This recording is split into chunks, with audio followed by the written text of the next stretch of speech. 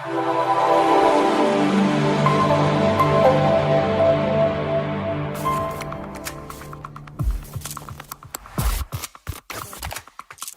بالله من الشيطان الرجيم بسم الله الرحمن الرحيم بارنغلو أتول من بمجرين واتو كلا خنا سغا خفتان دنيا تنكا نانولا ne émission barka mayna ni wala keta jaha tvt émission min to ko jaha bentoba bi inshallah bento inkan abata fa betage bi mbena la khana sumu munkan mbena la khana sumu na événement bayina kan événement amin nin afoti la ku babata foila min se ke sanwosan nin sakilen ko ziara annuel el hajj salimu soirée nin sakile ko mbemba la soirée min sake jahaba nginanta watu batasi wala sabulanga kila bulan na farsul mabi awa faida imamu moro maki soirée bijang awa imamu osazi ibrahima khalil soirée fanan bijang imamu muktar soirée fanan bijang inshallah ningi lebena lan sigila bi programme mbe mutarim bulla nyaminna ala ko khana nyas falam baringa liyan bar bi mbe ay talam baringa la khalon khafo ko jahangul ndron tijang awa na inon bayin kolla awa nimol biya min se annasara kan afo nimol biya min se konenga kan afo nimol biya min se fula kan afo min se maninga kan afo albena la kan me be klinkilna albena la melale hambi mbena la harfo dila mimma wala keta moro maki soireti abena la harfo dam talanye fula kan ala to après asana la banye awa tibabu kan to ala ko barngal beseno fahamu sotolama awa événement ngani nyimbe mutari mbulla nyaminda habi imamu maki soirée salamu alaikum. نعم الحمد لله رب العالمين ثم الصلاة والسلام على سيدنا محمد وعلى آله وأصحابه وسلم تسليما كثيرا. الحمد لله رب العالمين فطري يتقول الله سبحانه وتعالى أن جرنمو weltano du'ano nelaɗo meɗen muhammadin sallllahu alayhi wa alihi wa sallam ko okki en ɗi nemaji fewdiɗi ɗo hande tawata ɗi télévision ji no woodi ko wawata en wallitade fi humputugol dendangal tagore nden ko eɓɓa kon e nokkuli ɗin fof haray en weltanto ɗo ko adi konta ho o télévision Jaha TV weltano ɗen elhage imam Madiba Soirée Jarabi battane wakkilare nde o wakkili moƴƴa o immi o daditi o dari fi wallitagol en no o communauté meɗen inneteɗo communauté Jahanke no o andire no o anditire yani si on innama Jahanke ko hunde janɗude ko communauté mo tawata wona innete ɗum ko leñol ni ko communauté on mo tawata dendangal jamaji leñi wonɗi Afrique de l'Ouest ɗo ɗin fof tawa hino e muɗum wano yiruɗon ɗo ni min ko Mouhammad Makki Soirée minnete min ko pular mi haalata komi pullo ka needi e ka jikku kono min komi jakankejo yani Mouhammad Makki Soirée yettore anden no holli komi jakankejo donc ko honnun noon e nafaji ko tawata o communauté Jaha no mari ko nde tawata hiɓe e nder sen ƴetti wano lagine ɗo e 33 préfecture ji ɗin fof e nder lagine ɗo on taway jahankoɓe no e nokkuli ɗin fof tawa ko toon ɓe jeeya yani hiɓe wondiri e jama mo ɓe hoɗidi on toon no moƴƴiri tawata kadi principal activité ji maɓɓe ɗin ko jannugol alquranul karim janna l'islam janna ɓuttu jangollugol golle kaɓe gollata ton hara golle ɗen hiɓe wondi e sérieux e soobe koɓe gollata kon donc ɗum no wawi wonde tugalal molanangal ngal waweten tugade e muɗum adden yamiren waajoɗen andintinen fi ɓuttu e nder leydi meɗen lagine ndi e nder leyɗe ɗen Afrique de l'Ouest ɗo fof e nder 8 pays ji ɗi tawata ɗin fewdo ɗo nde mojobere innetende Union Jaha Jama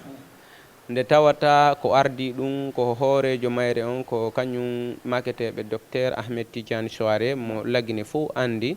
tawata o wawi wonde premier ministre république de Guinée on ɗo e régime Conté on o woni ministre e département ji Buy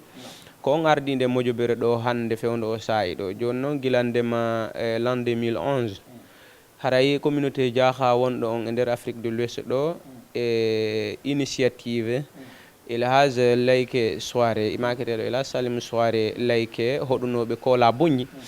wonno ko immini anniye labaɗo on anniye tawi ko honnum ko andugol wondema communauté Diakha on ko communauté mo hanuɗo immade daro fino yimɓe lagine ɓen fottira ko communauté mo tawata ko on hani immade daro wona yeeso fino population Afrique de l'Ouest on ɗo fottira fi honnu tawde si tawi woni communauté no mari haaloɓe ɗenɗe leñi haaleteɗi ɗin fof e nder leydi ndin tawi kadi ko diina ɓe waɗi yeeso maɓɓe ko diina ɓe woni gollitirde donc haray ɗum ko ɓe koɓe tugalal molanal ngal tawata si ngal tugama e muɗum ɓeɗo wawa feƴƴinde message wawo wallitade jama o e fi feppugol e wurdugol no moƴƴiri yani ko joni ɗi duuɓi sakkitiɗi ɗo tawata on yiyay Diakhankoɓe ɓen no naata l'école ko joni yo toon ɓe hiɓe waɗa administration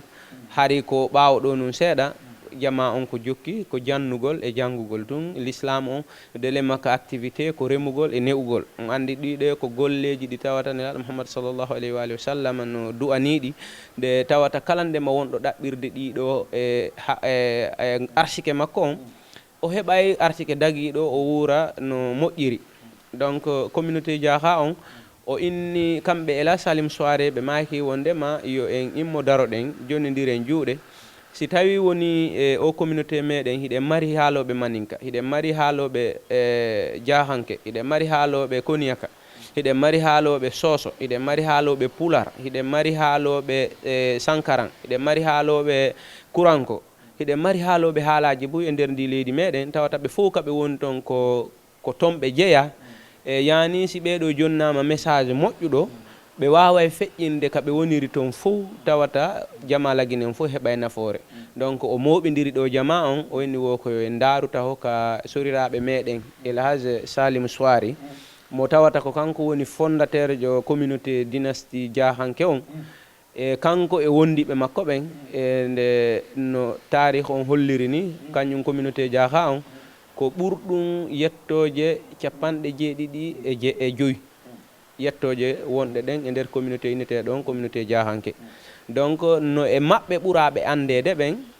e Fadiga no e maɓɓe Fofana no e maɓɓe soirée no e maɓɓe Dramé Ba hino e maɓɓe Diakhaby hino e maɓɓe Silla no toon Diaby no toon Kaba no toon lannata buy no ɗuuɗi donc si ɓeɗo fof jonidiri juuɗe waway heɓude nafoore molnade yehen kaɓe beeli toon kañum ɓen mawɓe meɗen kaɓe beeli ɗon nokkure nden Allah waɗi hinde anda e ko e nder leydi Mali Bamako ndin ka région uneteɗo Kay e nder commune wiyeteɗo on Bafulaɓe e nder cercle wiyeteɗo Jokeli on haray ko ɗon Diakha Ba woni e ka binde barrage uneteɗo Manantali on donc o ƴetti ɗo délégation ji o immi o jindi e nder lagine ɗo o holliti jama on fof fi programme o immi o yeehi e nder ɗi pays ji sous région on ɗo wano Sénégal e Gambie e Guinée Bissau e Mali ha Burkina Nigéria ɓeɗo fof ɓe holla fi darni taggo juulirde nden par ce que ko ɗum ɗon taw adi par ce que siɗa faala moɓutude hono o communauté janɗirɗo ni il faut d' abord fuɗɗoroɗa juulirde janere ka tawata jama on fof si ari ɓe waway heƴude e nder juulirde nden donc o inni noon joni noon nden juulirde no nde darnirte noon haray koye mo kala ittu kum muɗum kum mo kala yo ittu birikire muɗum nden chaque Diakhankejo koyo ittu birikire wotere ɗum ɗon hawtidiri e darne juulirde on andi juulirde nden ko gila ɗon taw on yiyay politique d' indépendance e no tawata goto wawata monopolise de golle ɗen innugol ko min golliɗe ma ko min tum waɗiɗe donc on yi politique on ko fi waɗugol faire participer tout le monde e nder activité on par ce que si tawi woni mo kala ko monno toon haaray goto innata ko min jeeyi ko communauté Diakhanke on fof darni juulirde nden e Diakha Ba donc juulirde nden yaaha nde waɗa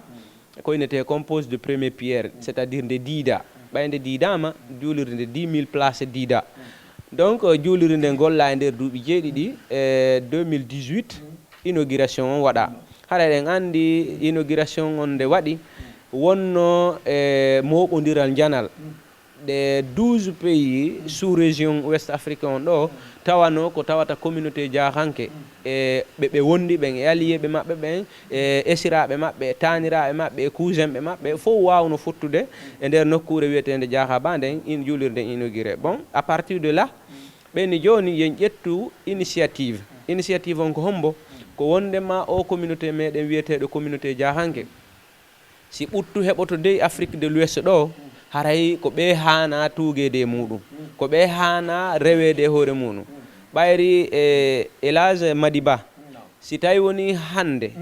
an a jonnama message d'unité message de réconciliation message mo tawata ko défendowo himɓe ɓen fof ya yahu yettinamo e nder boke a wawata yaade toon an yettina ɗum ɗo ɓe innama no Madiba ko fi politique addi mo par ce que hiɓe andi ko toon jeeyaɗa hiɓe anduma hiɓe andi ko noni golle maɗen hiɓe andi ko golle maɗen ko waɗugol journaliste yagal waɗugol promotion communauté on hiɗa gollude a ala probléme e goto donc une fois que an hiɗa joguiti message on o wawa e feƴƴude no labira ɓayɗen andi leydi men ndi no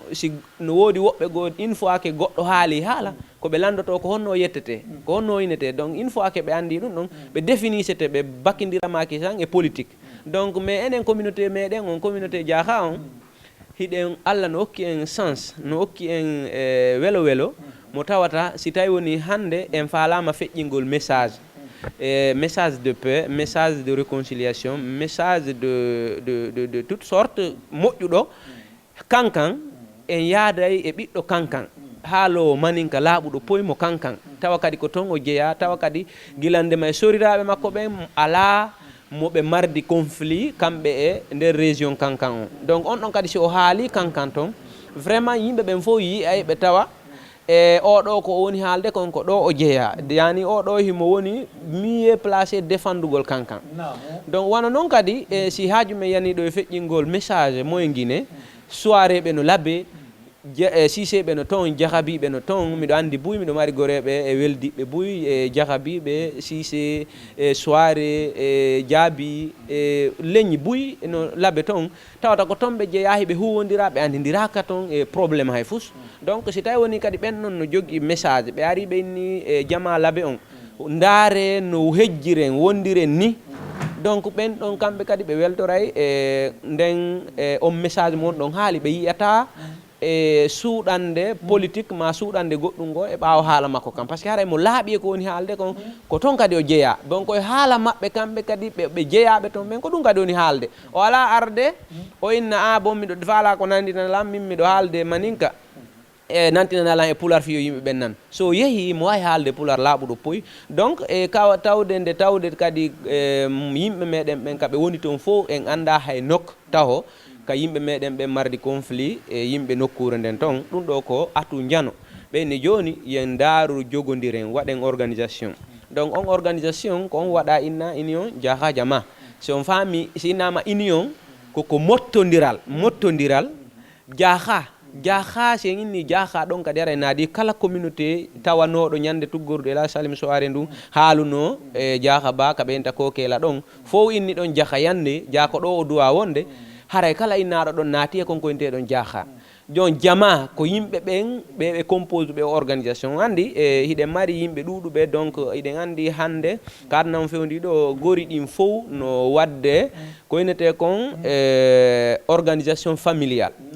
donc si tawi woni Diakhabi ɓen no mari organisation familiale soirée ɓen no mari Sise ɓen no mari Silla ɓen no mari Fadiga ɓen no mari Fofana ɓen no mari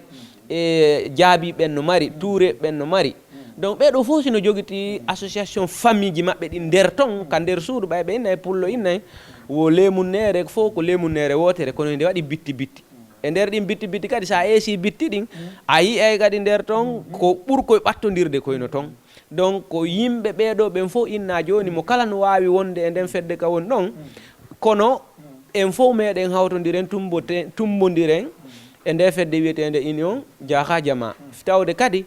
ɓe ardinɗen ɓen mojobere nden ko yimɓe mokkobaɓe ko yimɓe ɓe tawata hiɓe andi no haaju yarata, ko yimɓe ɓe anduɗen gilandema ko neeɓi hiɓe fof maɓɓe hiɓe wakkilani leydi meɗen ndi lagine ɗo hiɓe gollude ɗo, ɓe ala ayiɓe fuy e maɓɓe, alhamdoulillahi rabbil alamina ko ɓen ardine. Donc ko ɗum waɗi si ɓe haldi ɗon gila nden ñande ɓe idni o union association wiyeteɗo union Jaaha Jama, ɓe haldi ɓe fotti ɓe waɗi docteur Ahmed Tidiane Souare président coordination jano on. ɓay chaque pays e nder ɗi 8 pays ji ɗo no waɗi antenne pays no woodi, donc kanko o woni président coordination national jano on. Donc gilandema nden hitande 2018 hitande kala si woni février hewti communauté Jaaha ko woni ko e nder Afrique de l'Ouest ɗo fop jonnidiray e juuɗe, jonnidira programme no ɓe fof ɓe fottiroya ka Jaaha Ba, ka Ela Salim Souare e ɓe wondunoɓe lintuɗen ɗo fof kaɓe waali ɗon. Si ɓe yeehi toon kadi wona yimugol, wona amugol ɓe woni yaade, wona fijidaro kadi ɓe woni yahude, ko ɓe woni immade ɗo ko anduɗon heddike lewru ma lebbi ɗiɗi haray kala ndema kaɓe woniri ɓe fuɗɗoto janngugol alqouranil karim, ɓe fuɗɗoto waɗugol wirduji, ɓe fuɗɗoto torade Allah subhanahu wa ta'ala, fii si ɓe fottoyi toon nde ñande ko hawtodirgol konko janngaɗon fof. Inne joni en timminay woni khatimul Qur'an on waɗanen ɓe mawɓe meɗen feƴƴuɓe du'a, ɓayri ɗon andi goɗɗo si woni ha o maayi haray imo ka laawol himo haton jini e du'a, e haray imo haton jini e tawde himo mari ko du'anomo ɓaawo. Si tawi noon woni ɓe mawɓe meɗen communauté Jaaha on, mawɓe men jaahankoɓe ittandema Ela Salim Souare naɓi e Mbemba Dramé e Karou Mamoudou Fofana e Tolle Fadiga e ɓeɓe ɓe wondi ɗon fof e Mbemba Souleymane Diakhabi, ɓeɗo fof ɓe darani ke l'islam haray ɗen hanton jini enen ɓiɓɓe maɓɓe ɓen e duwanagolɓe. Donc ɗum waɗi hitande kala en waɗay ziyara e nden nokkure ka wiyete Jaaha Ba ɗon wano hitande hikka nden haldama ko le 2 février iwete Conakry ɗo yahe Jaaha Ba fi ziyara on ko le 7 vendredi 7 premier vendredi du mois de février ziyara on hawrata. Donc ittande ma noon peheɗen hiɗon andi no wowa ƴettede gila law commission ji no waɗa en place e jama on jonnidira juuɗe loi bis je ɓe waɗa disposition faalaɓe yahude ɓen fof. Donc haray paasi ɗin ɗo e ton no satti no ɗuuɗi kono no waɗidirana ballal, yani paasi ɗin no fixa iwgol Conakry ɗo yaha Jaaha Ba arta 700 000 francs, kono si on calcule haray paasi ɗin ko duwa goɗɗo duwa yoɓude ɗo e toon no ɓuuri 1 million 200. kono commission on ko woni jonidirde juuɗe ko ɓayara yimɓe goo bon volonté ɓe goo no wallitade kamɓe kadi si ɓe yi hono ɗum ɗo no waɗede haray ɓe yiiɗi kamɓe kadi tawnugol toon ha arsike maɓɓe lakkere maɓɓe laaɓude ko ɓe ɗaɓɓi ɓe toro Allah du'a, ɓe toro Allah keɓal e kisal. ɓay goɗɗo ala ko toro e nder gurdam makko ɗan ɗo ɓuuri keɓal e kisal. ɓe waɗay ɗum ko ɗin mbuuɗi ɗon ƴettete ɓeydite mankanji waɗay ɗiɗin ka luugol bis je ɗen luwa bis je ɗen haray ittandema Boke addi Jaaha Ba arta kadi ha Boke no eɓɓata ho 850 000 ha lanne famodirede. Donc haray si tawi woni on tigi ko kankan iwata ma ko Fore ma ɗum ko Libéria ma ɗum ko nokkeli go e région ji ɗi lagine, haray si tawi koko ɓattori kankan ton ɓe yaha e kankan ɓe yoɓa 600 000 francs ɓe tawta convoi on ɗon yaade. Si tawi woni on tigi ko sigiri woni ko 500 000 francs yoɓata, kono hunde labande no ton on andi si innama voyage haray buyno maapi, kono si mo fokkiti voyage dugol e union Jaaha Jama o taway ittande ma ɗo ha o hewto Jaaha Ba dépense makko on duuɗa, par ce que si iwama Conakry ɗo jama on embarquike déjà ñi'e addete ka embarquete ɗo ñaame, si ɗon buujama ɗon si hewtama kankan no woodi ka jippe weere ñaame kadi ha haare si buuje ɗon kadi si yahama ka frontiére ta goto hulu kaydiji no ƴetta disposition ji ɗi fof no ƴetta goto landetake hay carte d'identité a jippotako ka jooɗiɗa ɗon ko jogitiɓe kaydiji otoje ɗe woni yawde daro régla fof, donc a jippotako ka wonɗa ɗon. ɗum ɗon kadi si feƴƴi ɗon e nder sen naati e nder territoire Mali on andi Mali no innede ko leydi mardi jihadiyankoɓe ton guere nona hella gon sengo ɗon fof enen wonɗen wadde ziyara meɗon kayente kayi ɗon ko télé makkote lagine on probléme hay fuy ala hella ton. Donc en plus de ça sen hewti Bamako hiɗe mari hooreɓe ka l'armée Mali ton, hiɗe mari hooreɓe ka gouvernement Mali ɓen ɓe kippa e sécurité convoi meɗen on ha hewto en Jaaha Ba waɗen ziyara on kadi ɓe kippa kadi sécurité meɗen on kadi ha lumben frontiére Mali on itta ka lumbuɗen frontiére Mali on natuɗen Guinée gaka ka men, kono ɗon kadi haray musidɓe meɗen ardiɓe ɓen gaka leyɗe aray ɓen ɗon kadi no kippi sécurité meɗen on ha hewtiten ɗo par ce que en adressé kadi courrier informugol gouvernement leydi ndin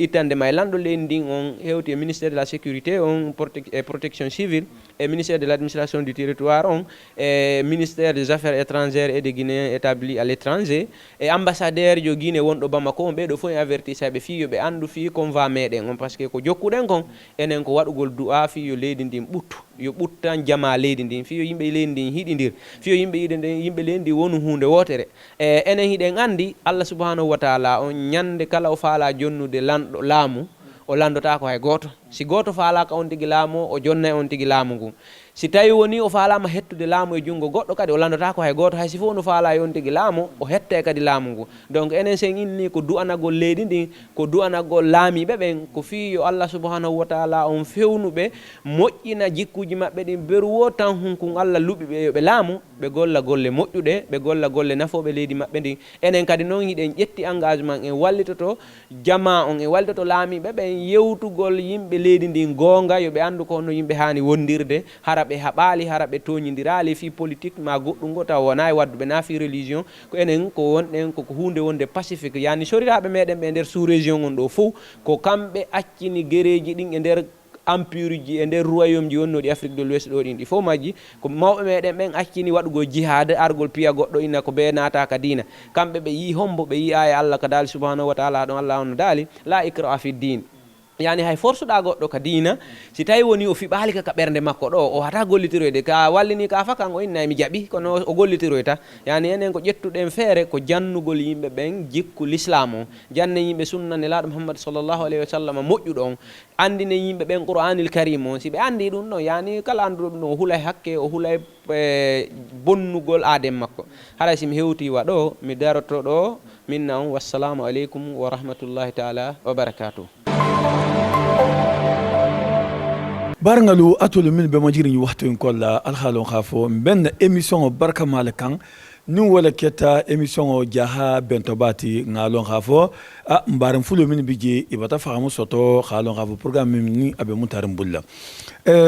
hambi Mohamed Maki soirée ni wala mo Maki aujourd'hui on parle de jara annuel de Djahaba. Quel est votre message qu'on peut retenir aujourd'hui? Merci beaucoup, Elhadj Madiba Diarabi. C'est un plaisir pour moi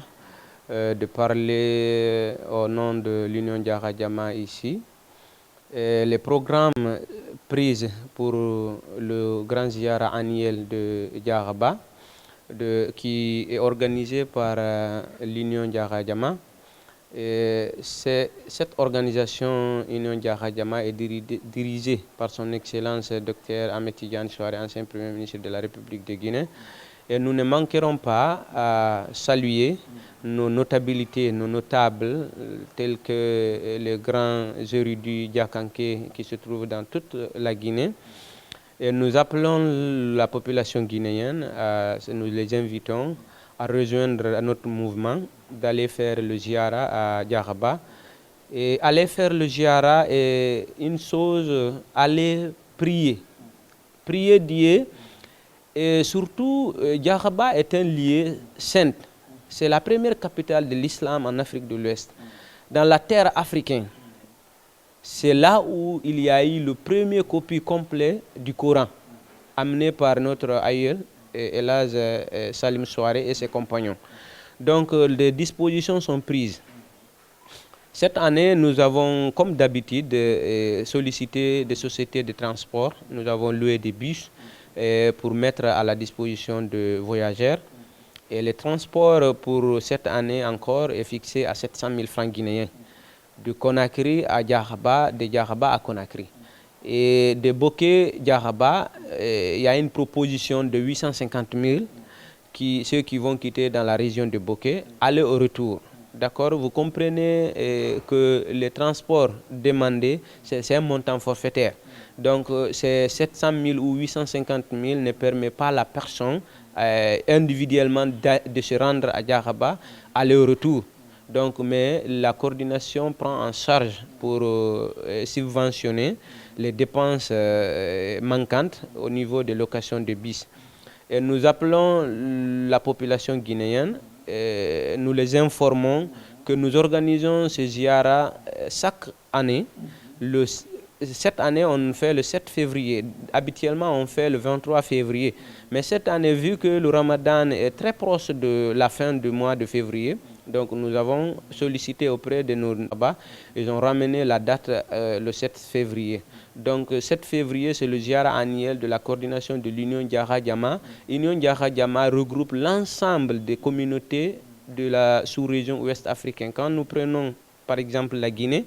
nous avons des Diakanké Peul, nous avons des Diakanké Soussou, nous avons des Diakanké Konyanké, nous avons des Diakanké Soussou, des Diakanké de toutes les langues parlées en Guinée, mais qui cohabitent bien pacifiquement avec ses voisins. Donc pour cette raison, la communauté Diakanké a décidé de se donner les mains, passer et utiliser cet atout pour essayer de maintenir la paix dans notre pays, parce que nous pouvons en contribuer énormément. La communauté Diakanké peut contribuer à ce qu'il y ait de la paix, parce que nous sommes les mieux placés à véhiculer des messages de paix, car nous sommes dans toutes les communautés de notre pays. Alors, tous nos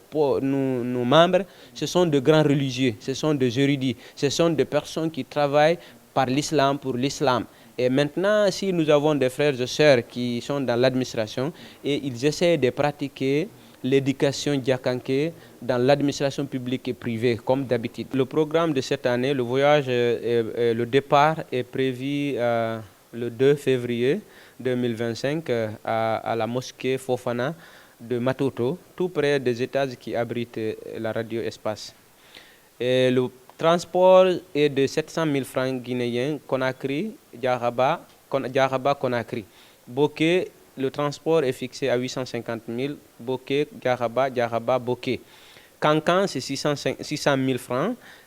Kankan, Diaraba, Kankan. Sigiri, 500 000 francs, et Diaraba, Sigiri, Diaraba. Donc voilà le programme établi pour le voyage. Toute personne qui souhaite aller avec nous ne peut appeler les numéros qui se trouvent en bas. Et il peut avoir tous les renseignements qu'il faut pour le voyage de cette année. Nous prions toute la population guinéenne de venir avec nous voir ce que nous voyons. Surtout, c'est un lieu où, quand les enfants de prière, nous avons chaque année plusieurs témoignages que les gens nous témoignent que depuis je suis allé à Diaraba demander Dieu sur un problème, Dieu a toujours résolu ce problème. Donc ce n'est pas autre chose quand tu vas à Diaraba, ce n'est pas aller faire autre chose, tu vas toi-même, c'est un lieu saint, tu demandes Dieu ce que tu as, ce que tu veux avoir, ce que tu veux être préservé. Dieu toujours parvient, Dieu toujours fait de vœux des gens. Il exauce toujours les doigts des gens. Donc c'est une grande opportunité pour tout le monde d'aller prier pour toutes ces inquiétudes à Diaraba. Et généralement, Allah subhanahu wa ta'ala accepte ces doigts qu'il fait. Donc tous les renseignements se trouvent avec les numéros en bas. Veuillez appeler ces numéros pour vous inscrire. Les inscriptions continuent jusqu'au 25 janvier. Et les gens sont très nombreux. Nous ne voulons pas que vous veniez et qu'il n'y a pas de place. Nous voudrions que toute personne qui souhaite aller avec nous et de bien vouloir appeler ces numéros pour inscrire son nom dans le ticket de voyage. Merci à tous. Merci à la télévision Diarra TV. Merci aux techniciens qui sont en train de se battre pour mettre tout ce programme-là à votre disposition. Merci au PDG Elhadji Magdiba Diarabi. Merci aux autres invités et merci à toute la communauté diakanké qui est en train de me regarder en ce moment partout où ils sont. Je suis très heureux d'être devant vous, de vous parler de diakanké, surtout en très bon pulaar. Je suis un ambassadeur diakanké parmi la communauté Peul. Pour les attacher, pour ne pas qu'ils volent là-bas. Donc, si les Peuls volent, je suis là pour les attacher. Donc, sachez que je suis l'ambassadeur des Peuls, de Diakanké parmi les Peuls. Wassalamu alaikum wa rahmatullahi ta'ala wa barakatuh.